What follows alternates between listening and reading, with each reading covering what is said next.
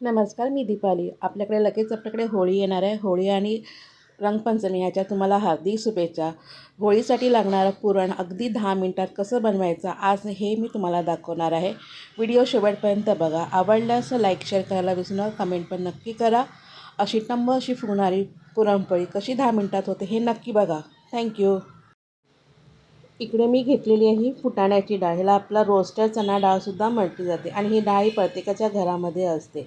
ही चण्याच्या डाळीपासून बनवलेली असते, म्हणजे रोस्ट केलेली असते ऑलरेडी. म्हणून हिला आपण न भिजवता वगैरे हिला भिजवायची गरज नाही आहे. डायरेक्ट हिला आपण मिक्सरच्या भांड्यामध्ये टाकूया.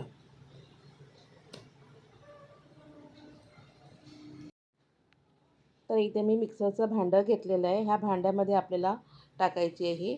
त्याचबरोबर ह्याच्यामध्ये आता मी 3 ते 4 वेलची टाकत आहे.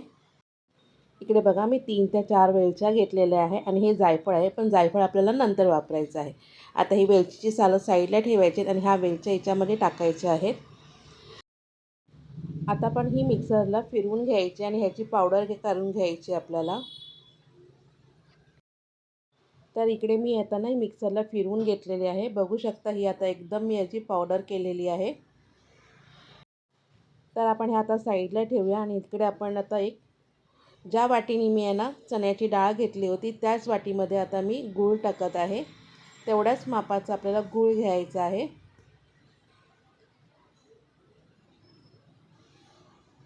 आणि एकीकडे मी साईडला कढई गरम करायला ठेवली आहे गॅसवरती. हे गूळ आपल्याला ह्या कढईमध्ये टाकायचं आहे. त्याचबरोबर त्याच्यावर अर्धी वाटी पाणी टाकायचं आहे.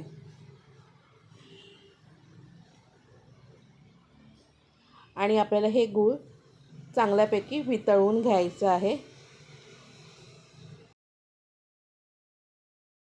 इकडे आपला गूळ चांगल्यापैकी वितळून झालेला आहे. तर आता ह्याच्यामध्ये आपण जी पावडर केली होती चण्याची ती टाकायची आहे. आणि ही चण्याची डाळ आपल्याला चांगली गुळामध्ये परतवून घ्यायची आहे. याच्या गाठी वगैरे जास्त होत नाही, ते एकदम वितळतात. पटापट त्याला ढवळत राहायचं आहे. ह्या पुरणाला आहे ना सेम चण्याच्या डाळीसारखाच याला सुगंध येतो.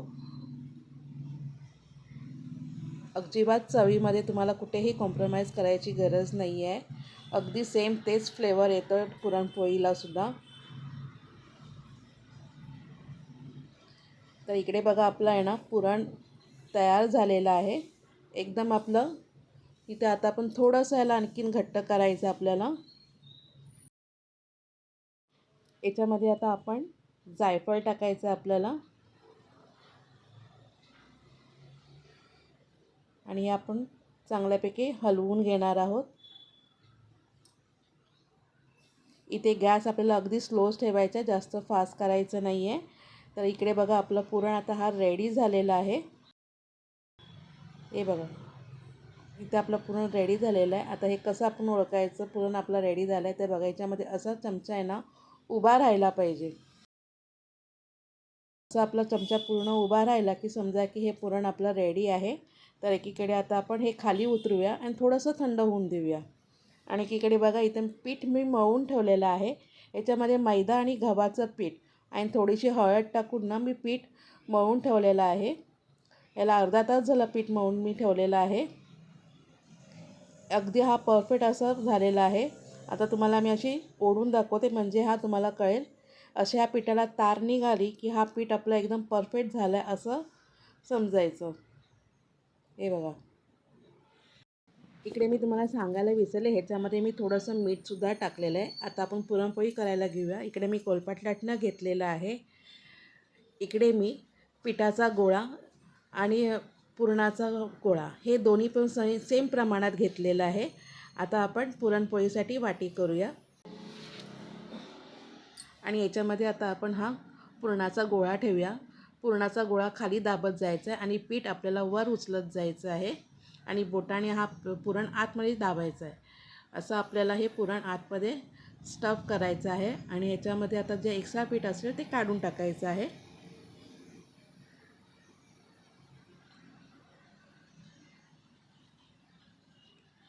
पहिला इकडे मी मैद्याचं पीठ सुकं घेतलेलं आहे.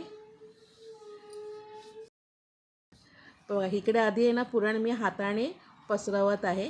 चारी बाजूने जसं आपण भाकरी थापतो ना सेम तसंच आपल्याला पुरण पहिलं पसरवून घ्यायचं आहे.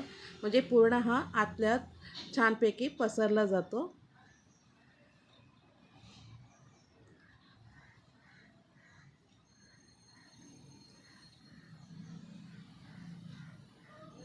अजिबात पुरण बाहेर येत नाही, कुठूनही पुरणपोळी ही फाटली जात नाही.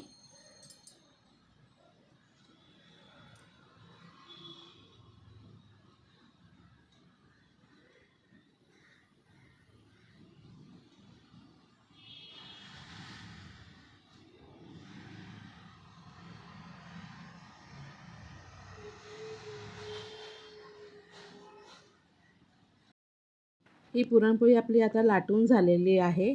तर एकीकडे मी तवा गरम करायला ठेवलेला आहे. तर बघा इकडे आपला तवा गरम झालेला आहे. तर पुरणपोळी आता आपण त्याच्यामध्ये टाकूया. तुम्ही बघत असाल की पुरणपोळी अजिबात कुठेही फाटलेली नाही आहे लाटताना, आणि कुठूनही असं पुरण असं बाहेर नाही आलेलं आहे. तर आता याच्यावरती थोडंसं मी तूप टाकत आहे चारी बाजूनी. आता तुम्ही बघा तूप टाकल्याबरोबर पुरणपोळीतला छोटे छोटे असे बबल्स आले. तर आता याला पलटी करून घेतली मी, आणि ही पुरणपोळी आलटून पालटून छानपैकी चारी कड्या याच्या शेकून घ्यायच्या आहेत.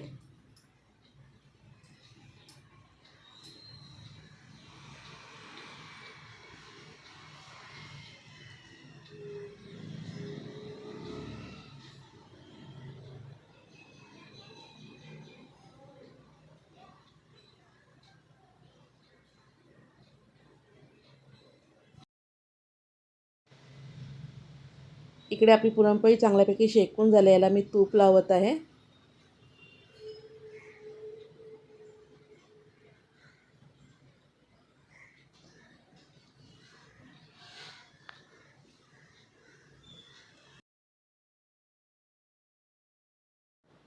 पुरणपोळी आपली आता रेडी आहे. तर मी तुम्हाला आता दुसरी एक करून दाखवते परत.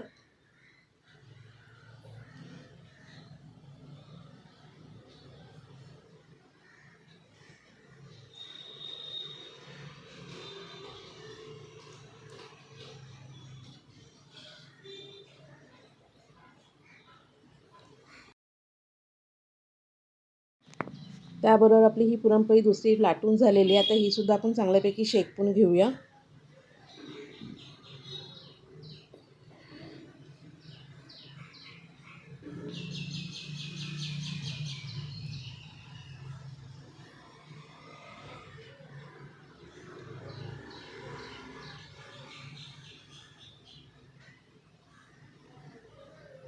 पुरणपोळीला चारी बाजूने असं दाबत गेलं की पुरणपोळी छानपैकी अशी फुगत येते.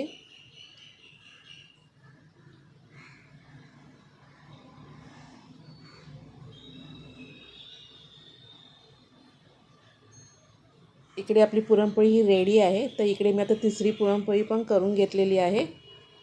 ही सुद्धा आता तुम्हाला मी दाखवते. अशा प्रकारे पण ह्या टायमाला तुम्ही पुरणपोळी करून बघा. तुम्हाला कसं वाटलं हे कमेंट सेक्शनमध्ये मला नक्की सांगा. आवडल्यास तर लाईक शेअर करायला विसरू नका. कमेंट पण नक्की करा. ज्या तुमच्या मैत्रिणी बहिणी कोण असं सर्व्हिस करणाऱ्या असतील, जॉब करणाऱ्या असतील, त्यांना असा व्हिडिओ नक्की तुम्ही शेअर करा.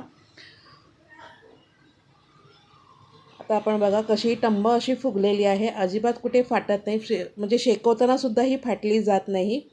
तुम्हाला हे कसं वाटते हे मला नक्की सांगा. आता तुम्हाला मी सर्विंग प्लेटमध्ये दाखवते. बघा इकडे आहे ना मी सर्विंग प्लेटमध्ये आहे ना दूध आणि हे आहे ना गुळाचं पाणी आहे. ह्याच्यामध्ये थोडीशी वेलची पावडर टाकले मी.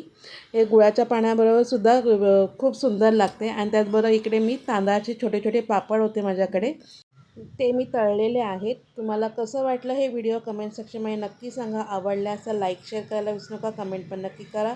चॅनलवरती नवीन असाल तर सबस्क्राईबचं बटन नक्की दाबा. Thank you so much.